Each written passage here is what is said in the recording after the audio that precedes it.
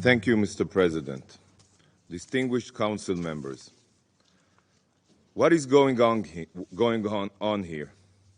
I'm truly shocked. I'm horrified. I truly don't understand what is going on here.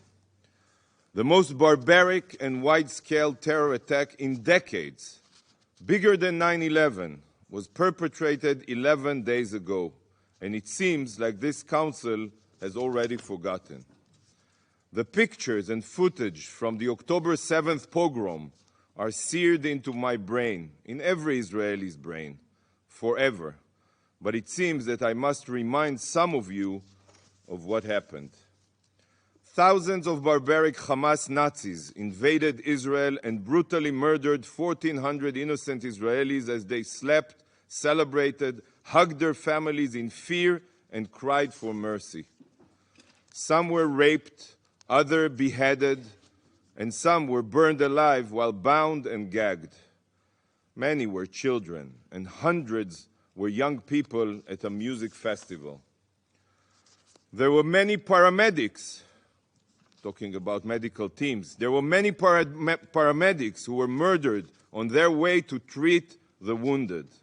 Mothers who watched as their babies were slaughtered, and elderly Holocaust survivors who endured the Nazis only to be executed in their own living room. This was planned and carried out deliberately by the terrorists that rule Gaza today, as we speak. Not by accident, not by mistake, but deliberately. 200 innocents were violently taken hostage, many of which are nationals of your own countries. I read Hamas's charter aloud to you just 2 days ago. Hamas's words were not empty threats. Hamas's charter is their action plan. Their goal is the annihilation of Israel. And if Hamas has the opportunity to commit these atrocities again, they will, and you know it. Although there are some here that choose not to designate Hamas as a terror organization for political reasons, it still doesn't change the facts. Hamas deliberately targets civilians and massacres children when given the chance. This makes Hamas a terror organization, no different than ISIS. They do not believe in dialogue, they don't want a dialogue, not in political solutions. They only believe in exterminating Jews and annihilating the Jewish state. And nothing can change their genocidal ideology. They don't even recognize the existence of international law. To all those who are talking about two-state solution and international law. There is only one solution to curing a cancer, and it is the evisceration of every cancerous cell, just as was done with ISIS and Al-Qaeda. Complete obliteration. This is the only way to ensure such atrocities will never be repeated. Nevertheless, look at what is going on here. 11 days after ISIS-like Hamas terrorists attempted to carry out another Jewish genocide, this council is not even focused on their heinous crimes. Up until today, you have not even done the most basic thing. You have not condemned, as a council, Hamas's brutal terror attack. It is really unfathomable. You cannot unite even on that basic thing. You are not focused on what needs to be done to free Gaza from Hamas and ensure that the oppression of the Gazan people by their tyrants ends.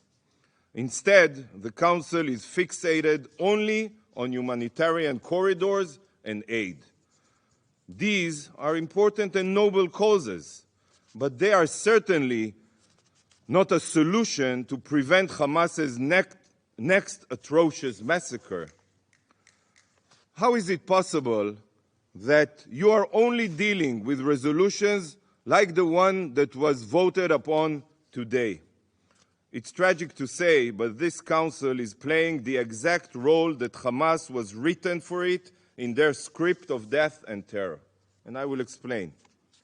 Israel unilaterally withdrew from Gaza 18 years ago. Hamas was then elected by the people of Gaza. I hear a lot that they do not represent them. Elected. And after murdering the Palestinian Authority officials by throwing them off rooftops, Hamas proceeded to convert every inch of the Gaza Strip to a war machine. Where was the council then? Where was the council when Hamas exploited the billions of dollars in international aid to embed terror infrastructure within and below densely populated residential areas? Where were you? Where was the UN? The UN knew all of this, but it remained silent. Hamas then spent the following 17 years terrorizing Israel by firing tens of thousands of rockets indiscriminately at Israeli towns and cities, while hiding behind their own civilians. Where has the council been? As we speak, right now, sirens are wailing. Millions in Israel are running to find shelters. Hamas does this so that once Israel strikes back, they can parade the bodies of the civilians in Gaza that they hid behind. Their strategy is to exploit their civilian casualties as propaganda, to leverage the international community to tie Israel's hands. Their goal is to increase civilian casualties in Gaza. This is part of their script. They know that they cannot beat Israel on the battlefield. Of course they know it. So they want to terrorize our citizens deliberately, only citizens, and then weaponize the UN to prevent Israel from obliterating them so they can rebuild, rearm, and continue terrorizing Israelis. They have a lot of patience while working towards annihilating Israel, a lot of patience. This is Hamas's script. This is their playbook. And shockingly, even after the recent slaughter, it's still working for them. Do you not understand that just by holding this session with its focus, the Council is showing Hamas that they can fool everyone again and again and again? I reiterate, so far this Council has not even condemned Hamas for the atrocity it perpetrated, let alone held Hamas fully responsible for the situation in Gaza. But here we are, discussing humanitarian corridors.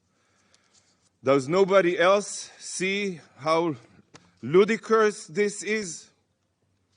Calling for calm, restraint, and ceasefires is like putting a Band-Aid on a bullet wound. Such steps will not eradicate the cancer that is Hamas. Humanitarian corridors will not prevent the next atrocity. The only thing that will is the utter obliteration of this satanic entity. What are you doing to prevent this evil? Perhaps, if for once, the Council condemned Hamas, the people of Gaza would begin to comprehend the absolute destruction their leaders have brought upon them. Perhaps they would stand up to these barbaric savages. Yet every time the international community pressures Israel and attempts to tie our hands, it only serves to embolden these genocidal terrorists, increases their popularity, and ensure that this evil lives to see another day. Distinguished Council members, perhaps the most fundamental part of this issue is that some have still not internalized what Hamas truly is. This emergency session and the resolution voted upon were triggered, we all know it, by the propaganda of savage jihadists. Let that sink in.